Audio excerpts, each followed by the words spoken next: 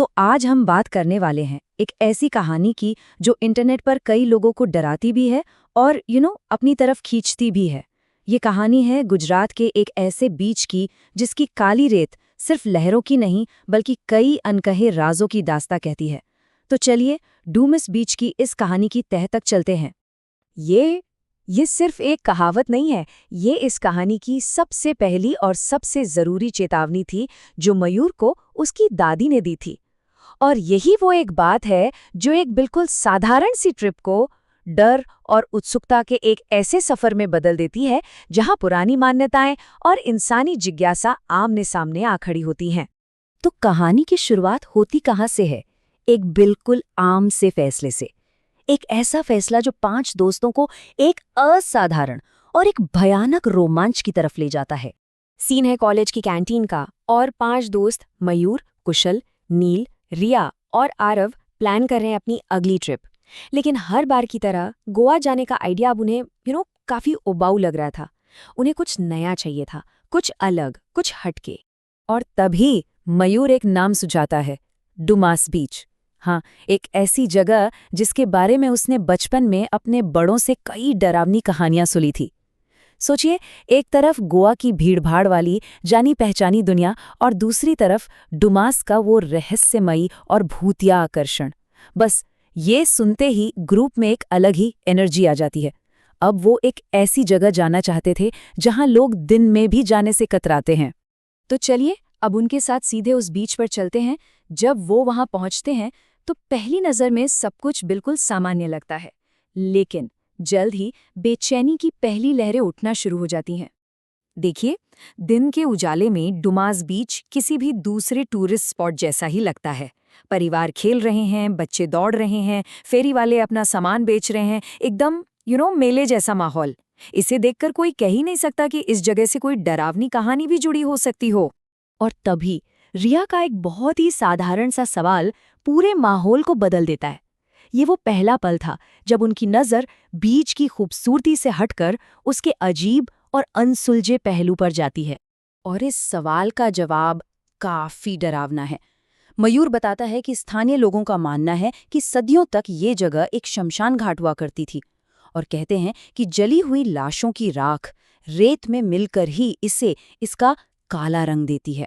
हाँ, बाद में सरकार ने टूरिज्म को बढ़ावा देने के लिए शमशान को कहीं और शिफ्ट कर दिया, लेकिन जो डर था ना, वो वहीं का वहीं रह गया। उनकी बेचैनी तब और भी ज्यादा बढ़ जाती है जब बीच पर बोतलें इकट्ठा कर रहा एक अजीब आदमी उन्हें एक चेतावनी देता है। वो गुजराती में कुछ कहता है जिसका मतलब था, इसके नीचे बहुत लोग सो रहे हैं, इसीलिए तो लोग यहाँ आते हैं।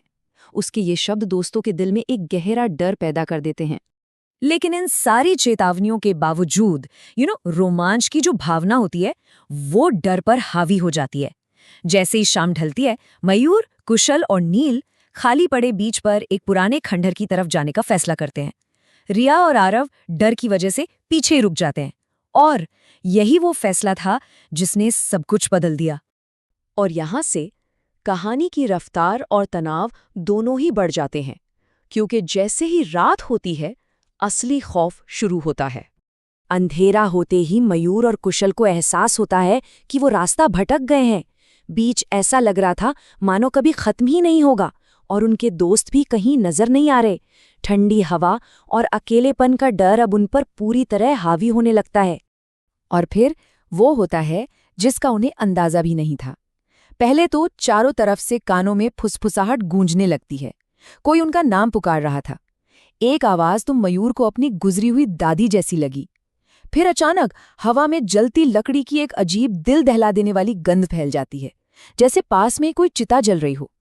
इसके बाद अंधेरे से राम नाम सत्य है के नारे सुनाई देते हैं और एक पूरी की पूरी अंतिम यात्रा उनकी तरफ दौड़ती हुई आती है। और जब उन्हें लगा कि इससे बुरा कुछ नहीं हो सकता, तभी एक दर्जन कुत्ते उन्हें घेर कर जोर जोर से भौंकने लगते हैं और फिर अचानक हवा में गायब हो जाते हैं। और आखिर में उनकी आंखों के सामने समंदर की लहरों से एक विशाल चमकती हुई आकृति बाहर निकलती है। रात के ठीक 12 बज रहे थे जब उनका डर अपने चरम पर था। उनके फोन की बैटरी भी खत्म हो जाती है। अब वो पूरी तरह अंधेरे और अकेलेपन में डूब जाते हैं। तो अब कहानी के अंत की ओर बढ़ते हैं। यहाँ रफ्तार थोड़ी धीमी हो जाती है और ध्यान उस खौफनाक रात के बाद हुए असर पर जाता है, जो उन दोस्तों के जहन पर हमेशा के लिए रह गया। अगली सुबह एक खोज दल को मयूर और कुशल पानी के किनारे बेहोश मिलते हैं। उनके कपड़े गीले थे, शरीर रेत से सना हुआ था और वो किसी भी तरह की प्रतिक्रिया नहीं दे रहे थे, बिल्कुल बेसुध। उन्हें बचा तो लिया गया, लेकिन खौफ खत्म नहीं हुआ। दोनों को कई दिनों तक तेज बुखार रहा। इस घटना ने उन्हें मानसिक रूप से तोड़ दिया था और वो उस रात के बारे में बात करने से भी डरते थे। जब उन्होंने आखिरकार अपनी कहानी सुनाई तो वो डर से कांपते हुए रुक रुक कर सुनाई गई एक दास्तां थी। और कहानी का अंत यहाँ होता है कि आज भी मयूर को नींद में जलती लकड़ी की गंध आती है और वो चीख पड़ता है। ये पूरी घटना हमें सोचने पर मजबूर करती है। क्या ये सब सिर्फ उनके दिमाग का वहम था, जो एक डरावनी जगह के इतिहास और चेतावनियों से पैदा हुआ, या फिर क्या कुछ जगहें वाकई अपने अतीत की ऊर्जा को समेटे रखती हैं? शायद ऐसी कहानियां हमें यही बताती हैं कि डर सिर्फ बाहरी नहीं होता, बल्कि वो हमारे अंदर की मान्यताओं और उस जगह की कहानियों से मिलकर एक ऐसी हकीकत बना सकता है जिससे बच पाना नामुमकिन हो।